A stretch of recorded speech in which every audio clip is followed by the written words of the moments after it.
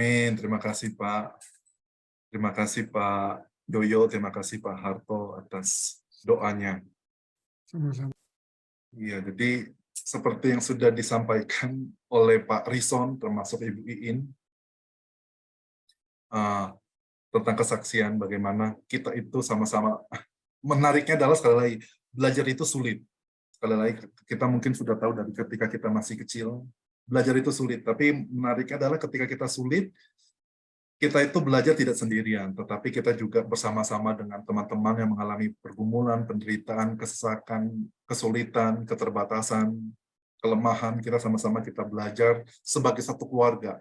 Keluarga yang Tuhan sudah bentuk dari berbagai macam daerah, kita bisa berkumpul, dari berbagai macam denominasi kita bisa berkumpul, dan kita dari berbagai macam latar belakang, kita bisa berkumpul untuk belajar isi hati Tuhan bersama-sama. Sekali lagi, saya berterima kasih kepada Bapak Ibu yang mau meluangkan waktu untuk boleh belajar bersama-sama. Termasuk Pak Stefanus Karnadi, akhirnya saya melihat Bapak lagi, Pak. Terima kasih, Pak, sudah bertemu. Ya, senang ketemu lagi, Pak. Ya, Pak Philip. Jadi kita akan sedikit review. Oke, kita review sedikit ya.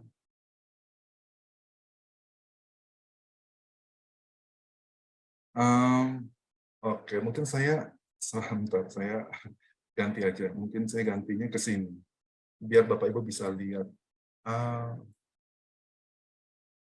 Mungkin ini kecil ya, tapi ya sudah. Nah, saya coba share screen di. Kalau Bapak Ibu sudah bisa lihat ya, Pak Joko? Ya, Bapak Ibu lihat ya. Ada pertanyaan kepada yang diberikan bagi saya. Jadi ya saya akan bahas pelan-pelan dulu. Pertama dikatakan apa? Jangan ditipu. Ya kan, saudaraku yang terkasih. Kesimpulan, ya, saudaraku yang terkasih. Ini harusnya brothers pakai S. Hari ini jamak. Jadi gini, karena kebanyakan orang itu ditipu. Ketika ada pencobaan, dia itu ditipu.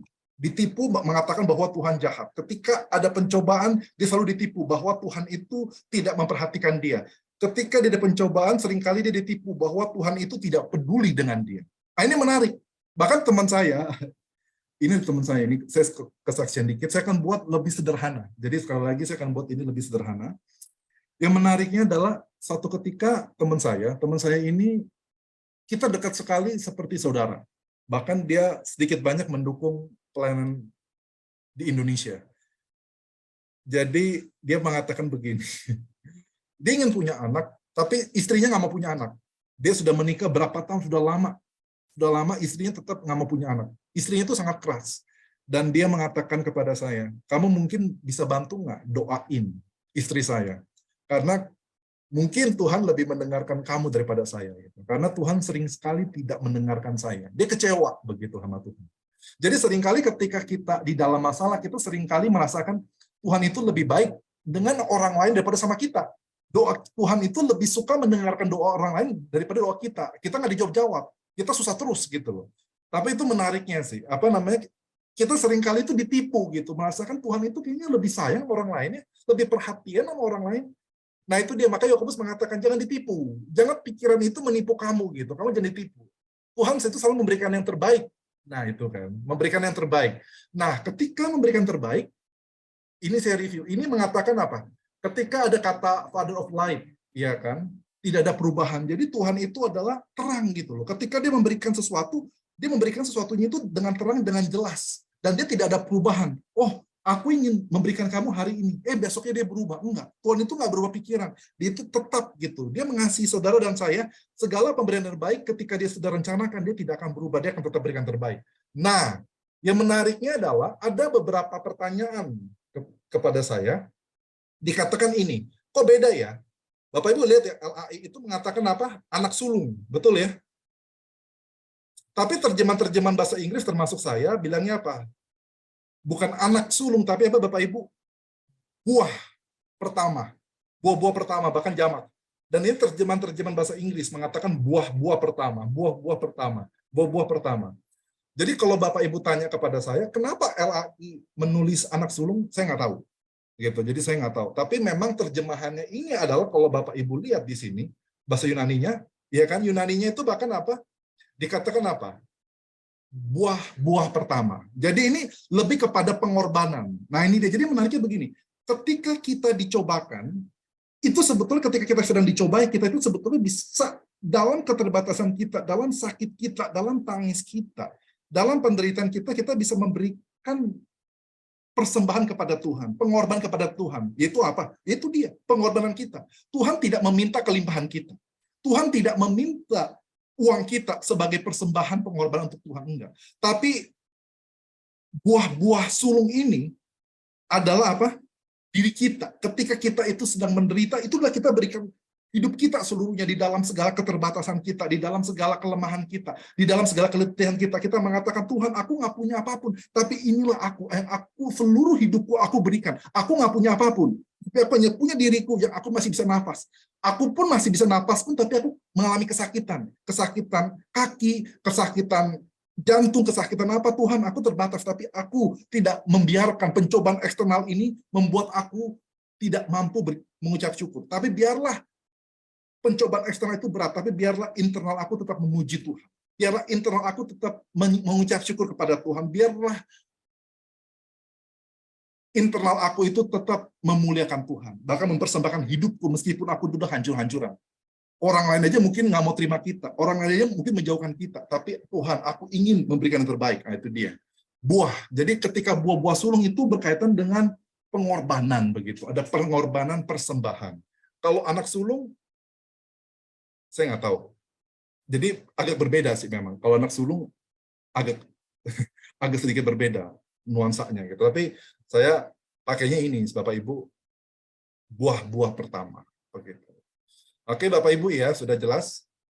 Ini saya sekedar review sedikit gitu loh, karena ini ada pertanyaan dan termasuk bagaimana Ibu Leni, sudah jelas Bu Leni? Gitu, ada pertanyaan dari Bapak Ibu sebelum kita masuk ke dalam. Ya, Pak. Sudah jelas ya. Ke dalam teks-teks lain. Oke, kita masuk ya. Ini saya mau pindahin ke tengah biar saya lebih enak membaca. Oh, iya, saya harus. Oke, kita baca dulu ya. Kita baca mungkin. Oke. Saya minta kepada Pak Eko Kristanto. Iya, Pak. Iya, jadi saya minta Bapak untuk membacakan ini ya, Pak ya. Kitab Yakobus pasal 1 ayat 19 sampai 26. Kita masuk ke dalam topik yang baru. Silakan Pak, sampaikan bacaan 19 sampai 20 Pak ya. 19 sampai 26. 26, baik. Hai saudara-saudara yang kukasihi, ingatlah hal ini, setiap orang hendaklah cepat untuk mendengar, tetapi lambat untuk berkata-kata, dan juga lambat untuk marah. Sebab amarah manusia tidak mengerjakan kebenaran di hadapan Allah. Sebab itu buanglah segala sesuatu yang kotor dan kejahatan yang begitu banyak itu, dan terimalah dengan lemah lembut firman yang tertanam di dalam hatimu, yang berkuasa menyelamatkan jiwamu. Tetapi hendaklah kamu menjadi pelaku firman, dan bukan hanya pendengar saja. Sebab jika tidak demikian, kamu menipu diri sendiri. Sebab jika seorang hanya mendengar firman saja dan tidak melakukannya, ia adalah seumpama seorang yang sedang mengamat-amati mukanya, yang sebenarnya di depan cermin, baru saja ia memandang dirinya, ia sudah pergi atau ia segera lupa bagaimana rupanya. Tetapi barang siapa meneliti hukum yang sempurna, yaitu hukum yang memerdekakan orang, dan ia bertekun di dalamnya, jadi bukan hanya mendengar untuk melupakannya, tetapi sungguh-sungguh melakukannya, ia akan berbahagia oleh perbuatannya. Jikalau ada seorang menganggap dirinya beribadah, tetapi tidak mengekang lidahnya, ia menipu dirinya sendiri. Maka sia-sialah ibadahnya. Demikianlah sabda Tuhan. Terima kasih Pak Eko. Jadi saya ada beberapa pertanyaan kepada Bapak Ibu. Yang pertama adalah, menurut Bapak Ibu, ayat 19 sampai ayat 26 itu nyambung nggak dengan ayat pasal 1 ayat 1 sampai 18? Cuma itu aja, nyambung atau tidak? menurut Bapak Ibu, nyambung nggak pasal 1 ayat 1 sampai 18 hingga dengan Yakobus pasal 1 ayat 19 sampai 26. Nyambung. Sampai 27. Sampai 27. Gitu. Nyambung? Oke, kalau nyambung silakan sampaikan kepada saya. Leni sudah kasih jempol. Leni, kalau misalnya ini nyambung, nyambungnya di mana? Dia kan setelah memberitahu kita tentang pencobaan, lalu dia kan memberitahukan kalau setiap hadiah yang bagus itu dari Tuhan. Jadi dia mengingatkan kita bahwa semua orang itu tidak boleh lekas marah, karena kan tadi Bapak bilang kalau orang bahkan mengejudge Tuhan ya, marah karena kok kita nggak dijawab, kenapa pergumulan kita ini terus ada. Jadi dia ingin, maksudnya Yakobus ingin kita lebih mendengarkan Tuhan gitu, mendengar Tuhan, jadi lebih sabar, lebih banyak mendengar dan slow untuk marah, karena lalu dilanjutkan kan, karena kemarahan manusia itu tidak mendatangkan kebenaran. Setelah itu terus dia lanjutkan lagi ke 21, 22.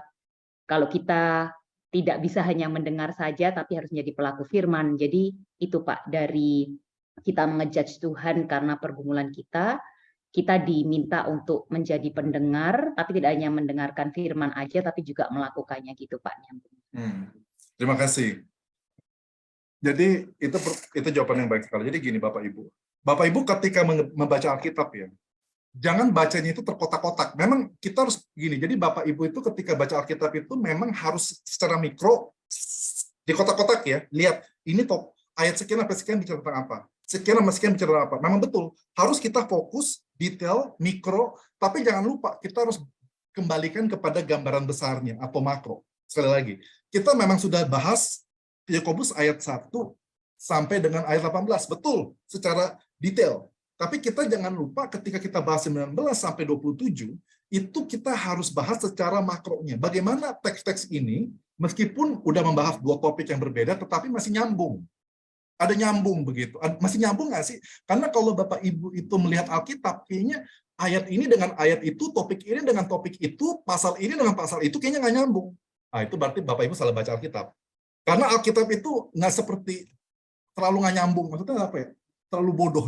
Mereka itu nulis itu, pokoknya apapun yang pengen ditulis saja, tanpa ada benang merahnya. Alkitab itu ada benang merahnya. Begitu loh. Jadi Bapak Ibu harus melihat gambaran kecilnya dan gambaran besar. Sekali lagi ya.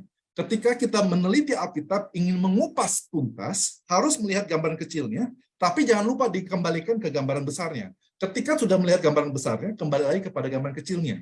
Ada nyambung apa tidak, Bapak Ibu? Ada nyambung. Setidaknya ada 2 hal yang buat nyambung. Yang pertama, saya akan bahas sekarang, yang nanti saya akan bahas ketika untuk menutup topik ini. Topik ini nanti saya akan bahas, apa hubungannya. Tapi untuk sementara, Bapak Ibu perhatikan tidak ya? Coba. Ini kita dari LAI-nya aja deh. Nyambungnya di mana Bapak Ibu? Meskipun ini dalam bahasa Indonesia nggak benar-benar nyambung ya. Nyambung sih. Tapi nggak pakai kata-kata yang sama. Tapi Bapak perhatikan ya. Ayat 13 dikatakan apa? Apabila seseorang dicobai, janganlah ia, Bapak Ibu apa? Berkata.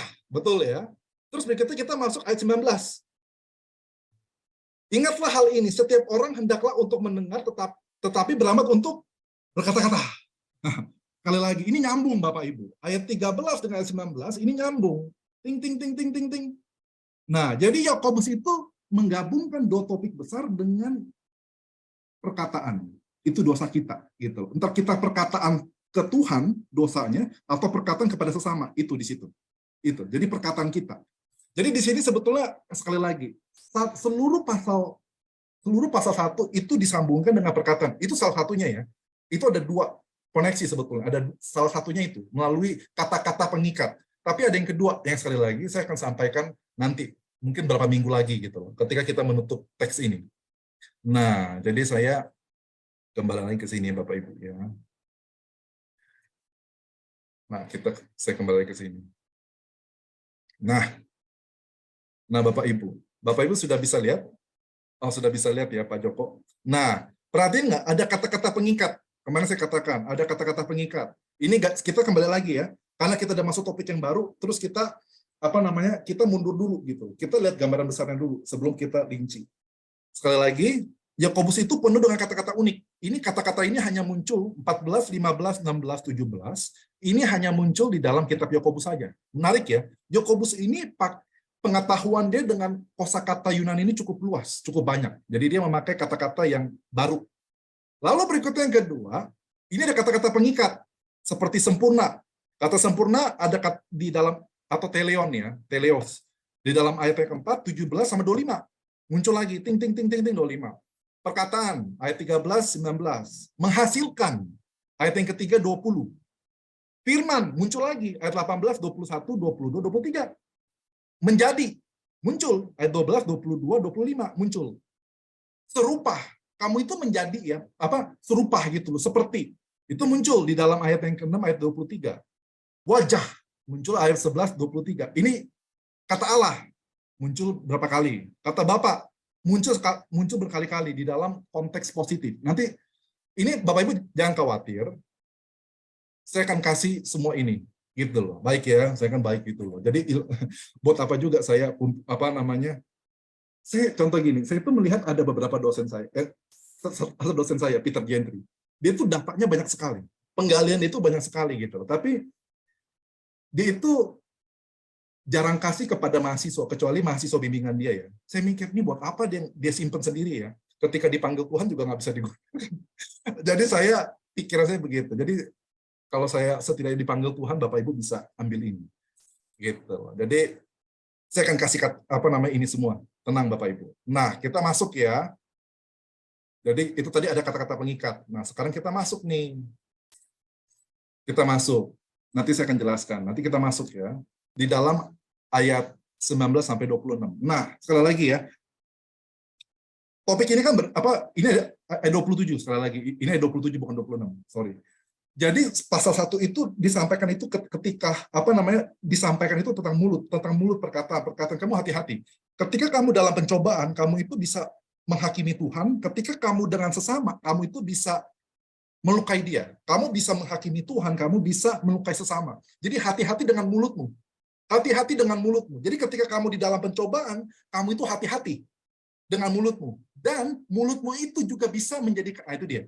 Jadi mulut itu, perkataan itu bukan hanya menjadi indikator kedewasaan kita melalui pencobaan, dari pencobaan, ini kita itu dewasa apa enggak sih? Lihat dari mulut kita. Mulut kita gitu. Kita itu dewasa enggak? Begitu di dalam pencobaan. Dilihat dari mulut. Kalau mulutmu kamu positif, mulut kamu itu penuh pujian, mulut kamu itu penuh pengagungan kepada Allah, di saat kamu mengalami penderitaan, maka kamu itu dewasa. Termasuk juga, lihat mulut kamu. Ini tentang apa? Tentang integrasi atau connected atau konsistensi. Kamu kan sering dengar firman Tuhan. Nah, ini dia nih, masuk nih. Salah satu ukuran kedewasaan seseorang itu bukan hanya dari mulut dan cobaan, tetapi mereka melihat juga bagaimana dari mulut kamu dalam kehidupan sehari-hari. Kamu kan sering dengar firman Tuhan kan? Sering mendengarkan firman Tuhan, sering mendengarkan firman Tuhan. Tapi kalau kamu marah, mulut kamu gimana? Karena ketika kamu marah, ya kan, cepat berkata-kata, apalagi kata-katanya itu kasar, kata-kata itu tidak membangun, ada penuh dengan kutukan, itu tandanya apa? Kamu itu ada masalah antara apa yang kamu pelajari firman Tuhan dengan kelakuan kamu nggak nyambung. Banyak kan sekarang banyak orang-orang Kristen itu adalah orang-orang Kristen disconnected. Jadi Bapak Ibu sekarang ingat populerkan kata itu. Kebanyakan orang Kristen, 80% orang Kristen adalah orang Kristen disconnected. Maksudnya apa? Apa yang dia baca, apa yang dia pelajari, apa yang dia teliti dari firman Tuhan itu dengan dari khotbah, Alkitab, itu tidak mengubah hidup dia. Orang semakin belajar teologi, tapi kehidupannya semakin kacau. Orang semakin belajar kebenaran firman Tuhan, hidupnya itu semakin kasar. Kelakuannya nggak berubah, bahkan makin menjadi-jadi. Itu sekali lagi, itu disconnected. Itu sudah disampaikan Bapak Ibu. Yang menariknya apa? Orang-orang Kristen disconnected ini sudah disampaikan ribuan tahun yang lalu. Jadi ini bukan hal yang baru Bapak Ibu. Jadi ketika ada yang mengatakan, ini orang kok katanya pelayan Tuhan, katanya penyembah Tuhan, katanya pengkhotbah, katanya pengajar, katanya ketua STT, katanya gembala, tapi kok kelakuannya kayak begini ya? Disconnected kan? Itu sudah terjadi Bapak Ibu. Jadi sekali lagi, ini bukan hal yang baru. Bukan sekali lagi, ini bukan hal yang baru. Ini hal yang sudah lama. Disconnected.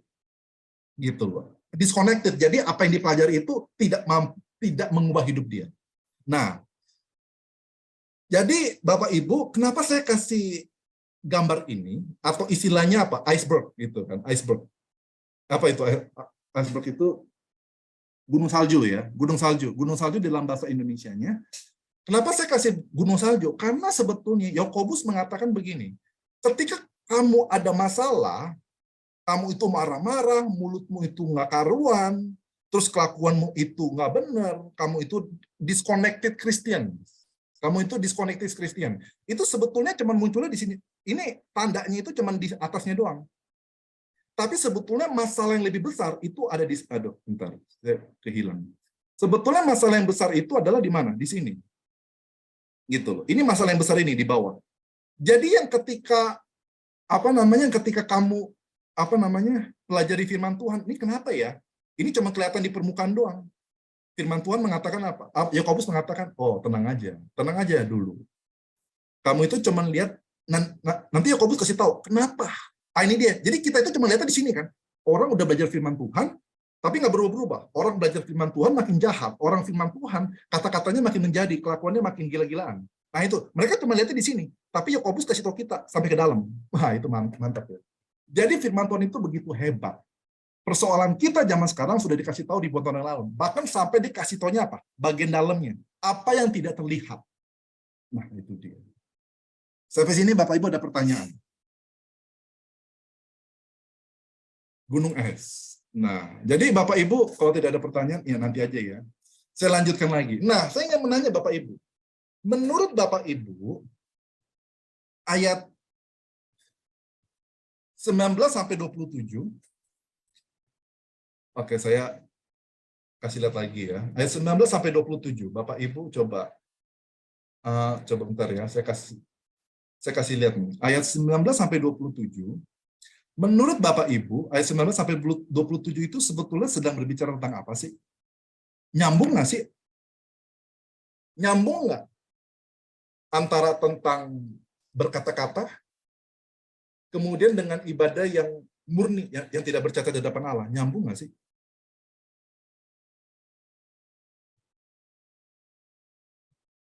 Apa hubungan antara, hey, kamu lambat berkata-kata, dengan apa? Mengunjungi yatim piatu. Nyambung nggak?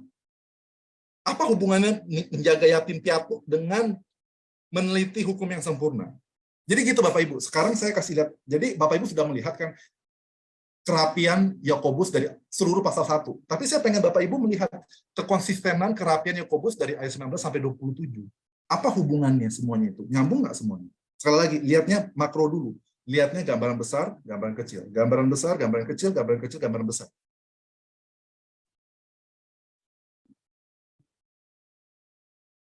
Kalau sepintas nggak nyambung ya Pak. Betul. Itu Pak Stefanus itu saya senang. Kenapa? Karena jujur. Karena nggak nyambung, Pak. Bener. Saya juga mikir kan, ini kok ngomongnya kayak begini, nggak nyambung. Terus terang, waktu itu ketika saya menggali ini, saya mikir, ini kok ngomongnya nggak nyambung ya? Nggak nyambung. Saya bingung gitu. Ini sebetulnya ngomong apa ini? Sebetulnya si Yakobus gitu. Nggak nyambung lagi. Gitu ya. Nggak nyambung. Gimana Ibu Ira setuju ya? Bukan Ibu, Sister Ira. Gimana? Nggak nyambung ya, betul ya. Aneh ini, kok nggak nyambung Yakobus? Oke, jadi nggak nyambung ya, kesannya gini. Jadi apa hubungan antara amarah dengan apa? Ya kita tahu lah, amarah dengan pelaku firman, betul. Tapi apa hubungannya antara amarah dengan apa namanya? Dengan mengunjungi janda-janda dalam kesusahan mereka? Itu apa? Oke, saya kasih lihat dulu ini. Bentar, sorry, saya stop screen, share screen karena saya mencoba untuk menjangkau semuanya menjadi satu. Bapak Ibu sudah bisa lihat? Saya melihatnya nyambung Bapak Ibu. Sekali lagi nyambung. Kenapa? Karena Bapak Ibu perhatikan tidak. Ini seperti gunung es. Ayat 19-20 itu hanya terlihat. Masalah yang terlihat itu adalah apa? Kamu itu suka marah.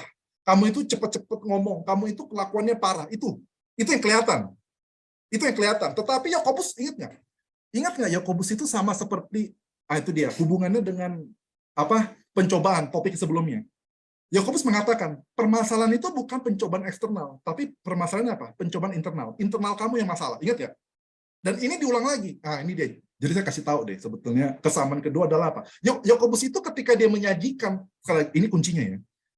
Kunci memahami seluruh kitab Yakobus selalu mengatakan apa? Ada eksternal, ada internal. Ada yang terlihat, ada yang tidak terlihat. Selalu intinya gitu doang. Intinya Yakobus hanya menyampaikan seperti itu. Hanya itu aja. Kalau kamu ada sesuatu yang masalah, yang bisa terlihat, sebetulnya itu masalah yang terlihat itu sebetulnya merefleksikan dari masalah yang lebih besar dalam hati kamu. Di dalam yang tidak terlihat. Jadi begini, jadi kalau kita ada masalah dari segi kelakuan, kita ada masalah dari segi kata-kata, kita ada masalah dari segi relasi, ya kan? Ada amarah, itu kan terlihat semua kan ya, bisa dilihat. Sekali lagi, Ibu Belinda, perintah alasan, ingat ya, perintah alasan, ada perintah alasan, perintah. Yakobus itu sistematis sekali. Dan Yakobus mengatakan, ini ayat 19 sampai 20 ini yang terlihat aja ini, yang terlihat yang kecil ini nih.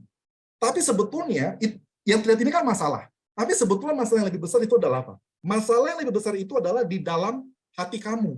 Ayat 21 sampai 25 itu masalah yang lebih besar. Karena masalah itu bisa karena amarah itu bisa muncul karena itu dari hati kamu yang nggak beres. Terus kelakuan kamu bisa berantakan, itu ada hati kamu yang nggak beres. Nanti dijelasin ini, perintah apa yang nggak beres itu apa? Itu dalam banget Bapak Ibu. Itu saya itu udah mengkhotbahkan kitab Yakobus itu berkali-kali. Tapi ketika saya belajar lagi kan di Amerika Serikat, ketika saya gali lagi, saya kaget, ini dalam sekali. Saya itu menemukan sesuatu yang saya belum pernah temukan.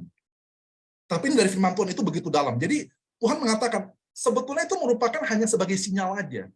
Kalau kemarin pencobaan eksternal sebagai pemicu, ini visible problems itu hanya sebagai sinyal. Kamu itu ada masalah yang lebih besar. Kayak kita sakit kan, tiba-tiba ada sakit nyeri badan kita. Jangan-jangan ada masalah di jantung kamu. Jangan-jangan ada bagian dalam kamu itu yang masalah. Kamu harus cepet-cepet cek. Jangan-jangan ada saraf kamu, atau misalnya kamu ada kanker atau apa. Itu jangan-jangan di dalam itu. Yang di dalam itu yang di sini, itu lebih besar masalahnya. Biasanya ini masalah lebih besar, ini yang lebih pelik, dan ini lebih kacau. Kita seringkali hanya fokusnya apa? Kamu jangan marah, udahlah, kamu jangan marah, kelakuan kamu baik. Enggak, bukan masalah itu. Masalahnya apa? Bukan masalah di sini. Masalah utamanya adalah yang tidak terlihat ini, invisible ini. Inilah yang harus diberesin. Kalau ini diberesin, ini beres. Kalau ini hilang, ini hilang. Nah, itu dia. Jadi harus beresin ini. Maka Yakobus berapa ayat? 21, 22, 23, 24, 25. 5 ayat dia bahas tentang ini semua. Ya, masalah-masalah yang tidak terlihat, tapi itu kuncinya, itu dasarnya, itu internalnya, itu sumbernya gitu. Dari di sini. Lalu berikutnya Yakobus baru kasih apa? Kesimpulannya, konklusinya. Jadi konklusinya itu apa sih? Gitu loh. Konklusinya apa? Bapak Ibu begini ya, kita itu bisa mempunyai agama, itu percaya kepada Tuhan. Nah, ini menarik Bapak Ibu, dengar baik-baik ya. Dengar baik-baik Bapak Ibu. Bapak Ibu bisa bilang Bapak Ibu itu orang Kristen. Tapi Alkitab Yakobus menyatakan, kamu itu ada 2 orang Kristen yang terconnected atau disconnected. Kamu orang Kristen yang mana? Connected apa disconnected? Itu dia. Yakobus sudah mengatakan. Kamu bilang kamu memiliki apa Bapak Ibu? Kamu bilang kamu itu mempunyai agama. Kamu mempunyai agama. Tetapi menariknya dikatakan apa? Agama kamu itu bisa palsu atau benar. Itu tuh, ayat 26, 27. Kamu bilang kamu punya iman. Nah, menarik ya. Aku punya iman. Tapi Yakobus juga ngomong kan, kamu punya iman. Kamu iman yang mana? Iman, karena iblis pun juga punya iman. Nah, itu dia. Kamu punya iman iblis atau iman sesungguhnya. Nah, itu dia yang menarik. Kamu bilang kamu punya hikmat. Hikmat dari mana? Ada berapa jenis hikmat kan? Bapak perhatikan nggak? Inilah gitu loh. Yakobus itu kasih tahu gitu. Kamu nggak bisa bilang, saya itu orang Kristen yang benar. Enggak, orang Kristen itu kebagi atas beberapa macam. Saya itu percaya kepada Tuhan. Percayanya seperti apa? Iya kan, kalau saya itu pemeluk agama yang mana? Palsu apa yang benar? Nah, itu dia. Ini Yakobus itu ngomongnya belak-belakan. Karena ternyata disconnected ini, kepalsuan ini sudah ada dari zaman Yakobus. Nah, itu dia. Sudah ada di dalam zaman Yakobus. Tentang kepalsuan agama. Tentang disconnected kita sebagai orang Kristen. Kita mendengarkan banyak firman Tuhan, tapi kita nggak bertumbuh-tumbuh. Nah, itu kan. Bapak Ibu bayangkan. Ngeri kali. Saya itu pertama anak pendeta.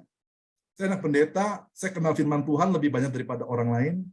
Terus justru waktu saya SMP, SMA, itu jadi bandit saya. Semakin harusnya saya itu bisa dibilang berapa tahun itu? 18 tahun kalau saya sekolah teologi itu udah jadi apa itu? Doktor saya bisa berapa gitu kan. Tapi ini bukannya menjadi doktor di bidang teologi, tapi saya jadi doktor di bidang kejahatan. Ini menarik nih. Banyak orang kayak gitu. Udah semakin belajar firman Tuhan itu semakin jahat. Justru semakin tahu kebenaran semakin jahat. Iya kan? Semakin tahu kebenaran semakin nggak pernah bertumbuh. Semakin tahu kebenaran semakin nggak bisa dewasa. Ini kenapa? Jawabannya apa Bapak Ibu? Ini ada disconnected. Sekali lagi Bapak Ibu, ada disconnected. Gitu. Jadi inilah sebetulnya yang disampaikan oleh si Yakobus. Ini dia, ingat ya. Ini ada disconnected. Ini ada disconnected. Apa yang terlihat memang itu menyedihkan. Kita sedih ya lihat orang selingkuh. Kita sedih ya melihat orang itu kasar. Kita sedih ya melihat orang bercerai. Kita sedih ya melihat orang itu marah-marah sama Tuhan. Kita sedih ya. Tapi yang lebih sedih apa? Kata Yakobus, jangan sedihkan di situnya. Jangan sedihkan di sininya, tapi sedihnya di sini. Karena ada masalah besar di sini dia. Sehingga membuat dia itu menghasilkan di sini. Sedihnya bukan dengan eksternal kita, sedihnya di internal kita. Sampai sini Bapak Ibu lihat ya, kekonsistenan, keindahan kitab Yakobus, kerapian kitab Yakobus. Kesamaan kitab Yakobus pasal 1 dengan pasal-pasal semuanya. Sama. Intinya kayak begini, eksternal, internal, visible, invisible. Bagiannya apa? Perintah alasan, sama semua. Jadi Bapak Ibu nggak usah pusing. Ya kan? Yakobus itu cukup simple. Meskipun kita kadang melihat ini kok nggak jelas ya. Oke, sampai sini mungkin saya sudah ya karena kemarin itu saya bercakap-cakap dengan beberapa orang, jadi saya berencana untuk menyampaikan firman Tuhan ini, pengajarannya kupas tuntas ini lebih simpel, lebih sederhana. Terus saya juga akan membukakan ruang kesaksian bagi Bapak Ibu yang ingin bersaksi. Tapi Bapak Ibu tenang, ini kita akan bahas nih. Ini slide-slide yang akan kita bahas. Itu kan ada visible, invisible. Invisible kebagi lagi, ya kan? Ini cukup banyak ini. Ya kan, ini saya tulisin semua ini. Nanti kita bahas false religion dengan true religion. Lalu berikutnya ini dia. Apa hubungannya ini dia? Jadi saya sudah bahas semua Bapak Ibu. Jadi materi kita yang kedua ini, topik yang kedua ini sudah selesai semua. Jadi Bapak Ibu sekali lagi ingat ya, ada visible problem. Ini dibahas tapi cuma 2 ayat doang. Invisible inilah yang menjadi penting karena ini yang menghasilkan visible problem. Invisible ini menjadi kuncinya, menjadi dasarnya, menjadi fondasinya. Sumbernya menghasilkan visible problems ini. Begitu. Jadi sekali lagi ya, ada disconnected, connected. Kita itu orang Kristen mana sih? Disconnected apa? Connected apa disconnected? Kita itu, agama kita itu false apa true? Lalu berikutnya kita itu penyembah. Kita penyembah yang useless. Kita penyembah yang kita penyembah yang useless apa penyembah yang efektif? Nah itu dia. Semua pakai istilah yang sama, tapi Yakobus mengatakan, stop dulu. Karena kita hidup seperti ini. Kita hidup seperti ini, Bapak Ibu. Kita hidup sebagai orang Kristen, itu semua ngumpul semua. Orang-orang Kristen yang connected dan disconnected semua ngumpul semua. Apa penyembah-penyembah yang useless dengan efektif, semua ngumpul semua di dalam satu gereja, di dalam satu FTT, di dalam satu komunitas, di dalam satu kupas tuntas. Semua ngumpul semua di sini. Ya kan, entah kamu useless atau efektif, semua ngumpul semua. Gitu, termasuk apa? Agama kamu itu mau false apa religion, itu semua sama-sama Kristen. Kita mengaku KTP kita Kristen, tapi kita kumpul semua di sini nih. Gitu loh. Nah, makanya Yakobus sangat teliti gitu. Kita yang mana? Oke, silakan Bapak Ibu, silakan bertanya, angkat tangan. Itu. Apakah ini berkaitan dengan kelahiran baru? Nanti kita bahas. Ini di dalam pertemuan terakhir. Itu kan. Nanti pertanyaan Ibu Afnita kita simpen dulu. Gitu. Supaya terjadi kejutan, begitu. Kita menunggu dengan sabar. Silakan Bapak Ibu, ada pertanyaan? Ya, Pak Philip, kalau bagaimana kita orang tadi disconnected, kita kan Yohanes mengatakan bahwa walaupun kita udah lahir baru, kita kan tetap berdosa, bukan kita nggak bisa sempurna seperti Yesus. Apa karena kita sekali maksudnya berdosa itu, lalu kita udah termasuk disconnected, misalnya hamba Tuhan besar. Karena kesalahan yang dia sedikit, karena dia orangnya gede, seperti selebritis, karena kesalahan dia, itu akhirnya kita kasih label disconnected Christian. Itu kan jadi bias ya. How membedakan? Yang ini benar-benar disconnected, ini yang apa yang katakan Firman, walaupun kita itu udah lahir baru, kita tetap masih bisa berdosa. Kita bertobat, Tuhan mengampunin. Bedanya gimana tuh? Betul. Jadi, itu dia, Ibu. Nah, saya bikin itu aja deh. Saya bikin apa namanya? Saya kasih kisi-kisinya dulu. Saya kasih apa namanya? Kasih ininya. Kasih previewnya dulu. Nah, jadi begini Bapak Ibu, betul seperti kata Ibu sampaikan, kita kan masih manusia berdosa, betul. Makanya Yakobus mengatakan apa? Take off. Iya kan, take off ini segala kenajisan, ini segala apa namanya kejahatan gitu. Kita take off. Kesimpulannya apa? Kalau kita memang sudah sempurna, kita nggak mungkin Yakobus itu perintahin kita. Nggak mungkin Yakobus itu minta kita. Nggak mungkin Yakobus itu menghimbau kita. Nggak mungkin Yakobus itu menyarankan kita. Kamu harus take off semua loh. Berarti kesimpulannya apa? Kita masih bergumul. Yang menariknya adalah apa? Nggak, ya. Saya tahan dulu ya. Take off-nya adalah ini menarik ya. Ini set ya. Tahan dikit ya. Reminder of evil. Jadi Yakobus mengatakan meskipun kita sudah percaya gitu kan, tetapi menariknya adalah apa? Masih ada apa namanya? Kalau istilah teologianya bilang natur dosa. Kita masih dalam natur dosa. Kalau istilah Yakobus apa? Reminder of evil. Itu masih ada kita. Kita masih ada dosa. Kita masih ada kejahatan di dalam diri kita. Makanya kita itu take off. Gitu loh. Kita take off gitu. Kita buang. Nah, itu dia. Lalu berikutnya dikatakan apa? Yang menariknya perintahnya itu bukan hanya take off, tapi juga receive. Jadi kita nggak bisa hanya take off. Ini dia menariknya apa? Alkitab itu mengatakan, gimana kamu bisa take off kalau kamu nggak receive? Alkitab mengatakan gitu, kamu harus terima dulu. Kamu harus receive. Nah ini dia. Ini Pak Joko, ini pakai bentuk participle. Atau ini kata kerja bantu. Ini participle. Dan ini receive ini merupakan kata kerja utama. Ini kata kerja utamanya di sini. Jadi take off ini bergantung pada receive. Jadi kita harus receive dulu baru bisa take off. Ini dia, ini konsisten. Kita nggak bisa take off dulu baru receive, enggak. Firman Tuhan selalu mengatakan gitu. Kita harus terima dulu firman Tuhan, harus terima dulu firman Tuhan, harus terima firman Tuhan, baru kita bisa ada kekuatan untuk take off, untuk buka, untuk melucuti semua kejahatan itu. Kalau nggak ada firman Tuhan yang kita terima, kita nggak ada daya, kita nggak ada senjata, kita nggak ada kekuatan untuk take off ini, nggak bisa. Nah, itu dia nanti akan dijelaskan lebih lanjut. Jadi kesimpulannya apa? Kita masih berjuang, betul. Tapi nanti di sini akan dijelaskan lebih lanjut, Bu. Nah, ini nanti saya akan kemungkinan besar akan bahas satu sendiri. Dan dikatakan apa? Bapak Ibu menerima kebenaran firman Tuhan, cukup ya. Bagaimana cara kita menerima kebenaran firman Tuhan? Dengan menerima. Betul ya Bapak Ibu? Setuju? Setuju? Enggak Bapak Ibu. Lihat nggak Bapak Ibu? Perhatikan baik-baik. Yakobus dengan luar biasa. Sebelum dia bilang terima kebenaran firman Tuhan, dia berapa? In humility. Kita itu firman Tuhan itu nggak akan bisa mengubah hidup kita kalau kita hanya terima. Firman Tuhan baru bisa mengubah hidup kita kalau kita terima dengan humility. Kebanyakan orang itu nggak mau ditegur. Kebanyakan orang itu nggak mau dinasehatin. Kebanyakan orang itu nggak mau dibilangin gitu. Maksudnya apa? Tersinggung. Saya kan udah hamba Tuhan besar. Saya kan sudah begini. Kamu nggak tahu saya siapa gitu loh. Karena mereceive Bapak Ibu, mereceive firman Tuhan sekali lagi ya. Ini menurut Yakobus bukan menurut Philip ya. Menurut firman Tuhan, receive firman Tuhan aja tuh butuh humility. Kebanyakan dari kita itu terima aja. Kita terima dengan ngantuk, terima dengan bosan, terima dengan keluhan, terima dengan kritikan, terima dengan alasan. Tapi jarang terima dengan humility. Itulah firman Tuhan. Terima dengan apa? In humility. Kamu harus terima itu nggak bisa dengan yang lain. Dengan caci maki, dengan menggerutu. Kebanyakan dari kita bilang ini, wah Tuhan bener sih, bener. Tapi gue kesel, masih tetap kesel gitu. Tuhan bener sih gue harus ngampunin, tapi dia dijahat sama gue. Banyak alasan. Terima sih terima, tapi masih nego. Itu nggak bisa, kata firman Tuhan nggak bisa kayak begitu. Lu terima, nggak bisa hanya sekedar terima. Nggak bisa terima biasa aja. Tapi terima dengan humility.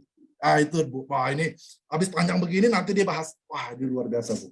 Ini Yakobus ini saya udah nggak sabar, Bu. Ibu jangan pancing saya untuk menjelaskan ini. Nah, karena ini bagus sekali. Yakobus itu sangat sistematis gitu. Saya pikir ini luar biasa ya. Saya selama ini dan saya baru sadar gitu. Saya ini pribadi gitu loh. Saya nggak sadar. Kebanyakan firman Tuhan itu saya terima, tapi terima hanya logika. Di logika, kata logika, makanya apa? Ini pakai kata noeo. Noeo itu apa? Noos dari kata nous, betul ya? Bapak Ibu yang belajar Yunani. Itu nous itu apa? Logika, otak. Selama ini saya menerima firman Tuhan itu seperti otak, di otak, tapi tidak menerima dengan rendah hati. Dan sehingga apa? Saya itu tidak melihat ke dalam. Terima firman Tuhan hanya untuk dikoreksi. Wah, apalagi kita ini yang udah belajar teologi nih, S1, S2, F3 teologi. Dengar firman Tuhan itu untuk mengoreksi hamba Tuhan nih. Mendengarkan firman Tuhan itu untuk mencatat kelemahan hamba Tuhan itu. Mendengarkan firman Tuhan itu untuk mengkritisi hamba Tuhan itu, bukan menerima dengan rendah hati. Gitu loh. Itu Yakobus itu ngeri kali. Itu saya lihat ini Yakobus ini, tapi sayang sih jarang ada yang mengupas tuntas kitab Yakobus. Gitu loh. Jadi makanya Tuhan memberikan kita waktu, kesempatan untuk mengupas tuntas kitab Yakobus yang begitu dalam itu. Begitu indah itu. Begitu Bapak Ibu. Ada lagi pertanyaan? Nanti Bu ya, nanti ini pertanyaan-pertanyaan Bapak Ibu ini, wah ini Bapak Ibu udah nggak sabar nih, semua di depan-depan, apa di akhir-akhir semua ini. Tapi ya tenang aja, saya akan jelaskan. Silakan Pak Kanadi. Terima kasih Pak. Yang ayat 27 boleh ditanya Pak? Oh, boleh, tapi saya jawabnya nanti Pak ya. Jawabnya nanti gitu ya. Iya, itu Oh kok, iya, silakan Pak. Ayat 27 silakan ditanya. itu kok kayaknya sederhana sekali maksudnya. Nanti betul Pak. Nanti Agama saya akan itu jelaskan. seperti kok masa hanya mengunjungi janda dan yatim piatu itu kalau di gereja kan kita ada fungsi gereja, itu kan hanya salah satu dari fungsi gereja aja, diakonia gitu. Kok Betul Pak. Pertanyaan gini. sempit sekali gitu rasanya. Bapak Ibu, ini dia. Bapak Ibu perhatiin nggak? Ini saya kasih tahu ya, keindahan firman Tuhan. Bapak Ibu siap ya? Siap ya? Saya ganti dulu nih di sini. Bapak Ibu tadi kan konklusinya apa? Mengunjungi, betul kan? Mengunjungi dan segala macam, betul ya? Mengunjungi apa janda-janda, anak-anak yatim piatu, ya kan? Dan juga jangan tercemar oleh dunia, betul ya? Bapak perhatikan nggak? Yakobus 19 sampai 27 itu disajikan dalam bentuk kayaftik. Kayaftik itu maksudnya apa? Ada A, tapi intinya itu B. Jadi sebetulnya ini konklusi, meskipun ini konklusi, itu sebetulnya apa? Ini yang kelihatan. Betul nggak? Ini tentang amarah, ini kan yang kelihatan, betul ya? Amarah, kata-kata, betul. Ini kan yang kelihatan ya. Terus berikutnya, seperti yang tadi Pak Stefanus katakan, kok simple ya, kayak mengunjungi anak-anak yatim piatu dengan apa namanya? Dengan janda-janda, termasuk apa? Tidak tercemar dengan dunia. Itu kan juga yang kelihatan kan, yang nampaknya, perhatiin nggak? Dimulai dengan yang kelihatan, ditutup dengan yang kelihatan. Tapi intinya, itu dia dalam bentuk kayaftik, Bapak Ibu. Kayaftik itu adalah paling penting itu di tengah-tengahnya. Yang paling pentingnya apa? Di tengah-tengahnya. Di tengah-tengahnya itu apa? Invisible. Yang penting apa? Hati kamu itu gimana sih? Hubungan kamu, relasi kamu dengan Tuhan itu gimana? Karena itu yang menentukan kamu itu baik apa hancur. Itu menentukan kamu itu punya agama yang benar apa yang palsu. Itu di sini. Ayat 21-25. Itu kayaftik. Itu intinya kunci di situ. Gitu loh. Nah, itu dia. Kamu, ini dia. Jadi gini Bapak Ibu, perhatiin ya.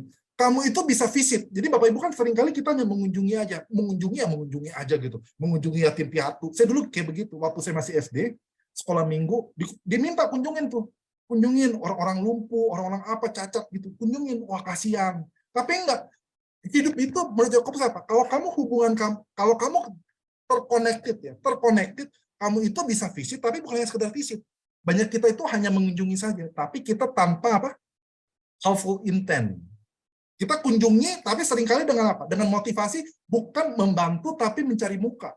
Kita seringkali mengunjungi bukan untuk membantu, tapi untuk apa? Sekedar program gereja. Kita mengunjungi seringkali bukan dengan motivasi menolong, tapi apa? Hanya sekedar rutinitas atau sekedar popularitas. Itu berat. Itu berat, itu dia, makanya dia bilang, itu dia. Itu tandanya apa? Hati kamu itu kembali lagi 21-25 itu bermasalah. Gitu loh. Ya kan? Dan menariknya apa? Mengunjungi mereka apa? Di dalam kesusahan mereka. Menariknya apa? Itu yang saya jelasin lagi Pak Stefanus. Jadi gini, menariknya apa? Kita bukan mengunjungi mereka ini di saat mereka senang. Enggak, tetap aja kan orang yang janda ya janda aja tetap gitu loh. Tapi bukan di saat mereka senang atau biasa-biasanya, tapi di saat mereka itu dalam pergumulan, kesusahan, penderitaan. Nah itu dia, pasti mau kamu kita harus bantu.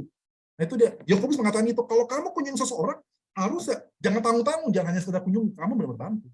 Itu gitu loh, hati kamu, jangan pikir, aduh bantu, tapi nggak dilihat orang, aduh gimana ya perasaannya ada yang kurang gitu, atau kalau bantu, tapi kan saya juga udah berat, itu berat ini. Itu berarti hati kita yang nggak jelas, gitu Pak. Ini nanti Pak dijelaskan, gitu. Jadi itu keren itu. Dimulai dibuka dengan yang kelihatan, ditutup dengan kelihatan, tapi tengah-tengahnya itu masalah utamanya gitu, yang tidak kelihatan. Nah itu dia. Keren. Thank you, Pak. Ya, jadi kita bahas ini masih dulu gaya penulisan. Ini keren. Oke, silakan mungkin Bapak Ibu saya bisa tutup. Silakan Bapak Ibu yang ingin memberikan kesaksian, pandangan, pendapat tentang tema dan topik kita pada hari ini, silakan. Terima kasih Pastor Philip. Ini agak dalam banget ya. Jadi kita selama ini ya kayak nggak ngerti, nggak paham. Tapi hari ini saya merasa ya saya sangat diberkati secara pribadi ya. Jadi artinya bukan sekedar mengunjungi ya misalnya orang kesusahan janda atau yatim itu program gereja. Tapi memang dalam ada yang kita beri untuk mereka supaya mereka kuat bangkit dari kesusahan mereka. Jadi mungkin kualitas pelayanan kita justru lebih meningkat lagi dengan pemahaman yang benar lewat kitab Yakobus ini. Terima kasih Pastor Philip. Terima kasih Pak. Mungkin ada lagi yang ingin menyampaikan? Ya itu menarik ya Pak. Saya juga kaget gitu loh. Selama ini saya mikir ya cuma mengunjungi aja kan. Tapi ternyata ketika ada ekstra khusus gitu, itu kan mengunjungi kan tindakan eksternal yang bisa kelihatan. Tapi hati kita gitu. Hati kita itu penolong nggak sih? Karena bisa aja gitu loh. Kita mengunjungi tapi ada dua. Kita mengunjungi dengan sekedar rutinitas, atau yang kedua dengan berat, atau yang ketiga kita benar-benar menolong. Itu dia. Yakobus selalu tanya apa?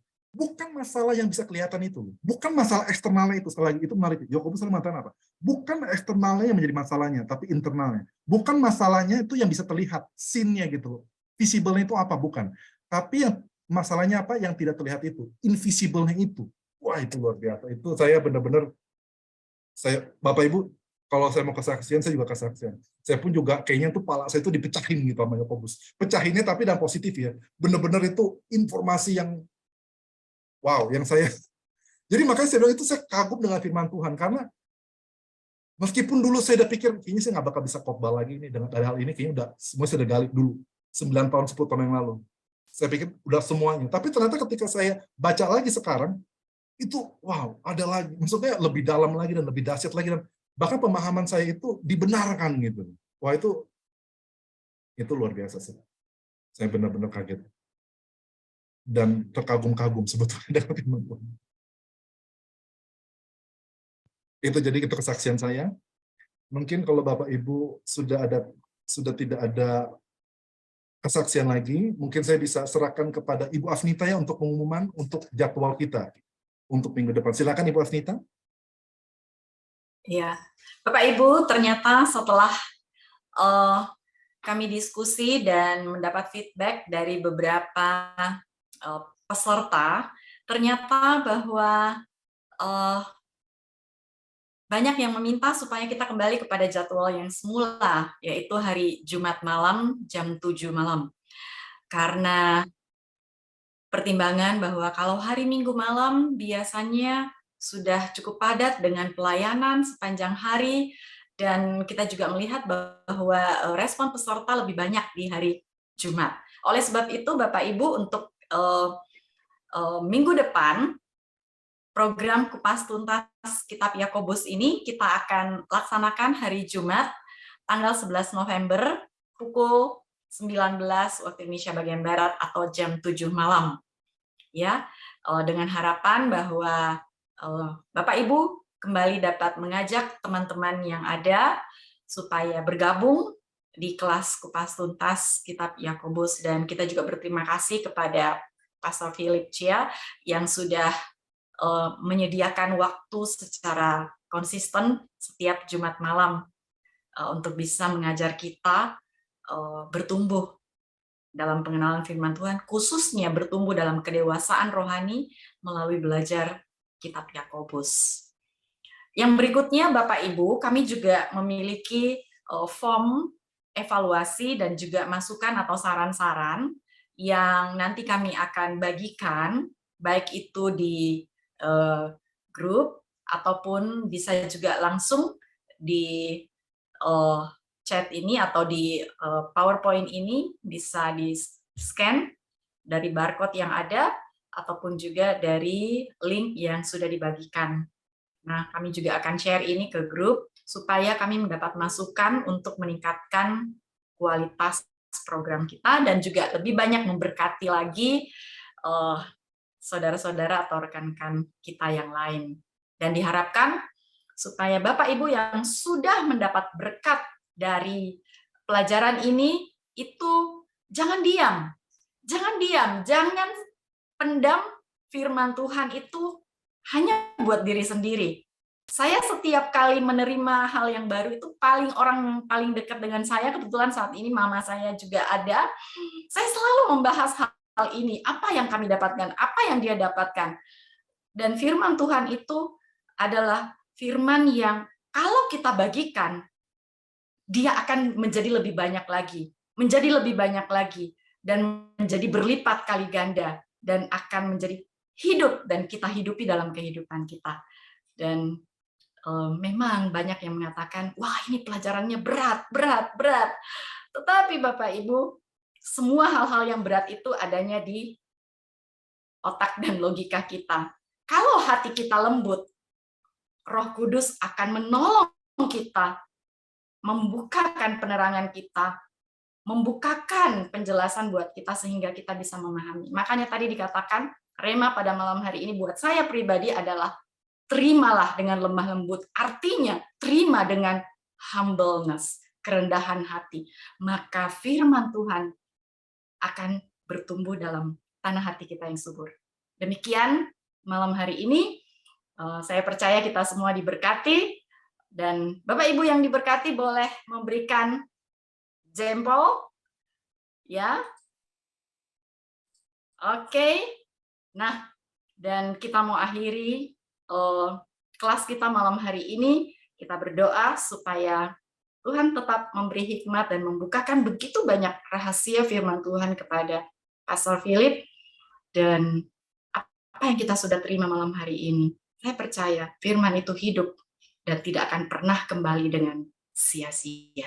Kita akan tutup dengan doa dan mempersilahkan Pak Watari untuk pimpin kita di dalam doa.